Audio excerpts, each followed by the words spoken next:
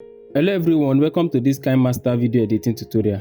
Today I'm going to be showing you how to use more than one aspect ratio in a particular project. I'm also going to be showing you how to use other aspect ratios apart from the default ones that comes with KineMaster.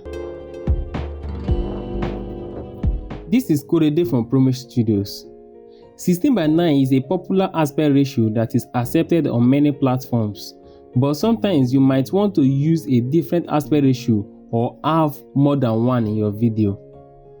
Most of these common aspect ratio is already available in KineMaster. In fact, I have a video where I explain how you can easily change your video from one aspect ratio to the other, which I'm going to drop a link to it in the description and also in the annotation above. But mind you, it's not possible to use more than one of these aspect ratio at the same time. The reason why you might want to use more than one is if, for instance, your video contains flashback to things that have happened in the past and things that are happening in the present. The easiest way to convince your audience is to use different aspect ratios. The first thing I'm going to do is to create a new project and select 16:9 as my aspect ratio. Then I'll go to layers, select stickers, then open my asset store.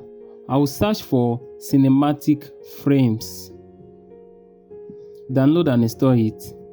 Now if I go back to my stickers, scroll down, I will see cinematic frames among the list of stickers that I have. So here I'm going to choose the particular one I want. So you can see the different aspect ratios and their name. So any of it that you want, you can just select it and it will be added to your timeline.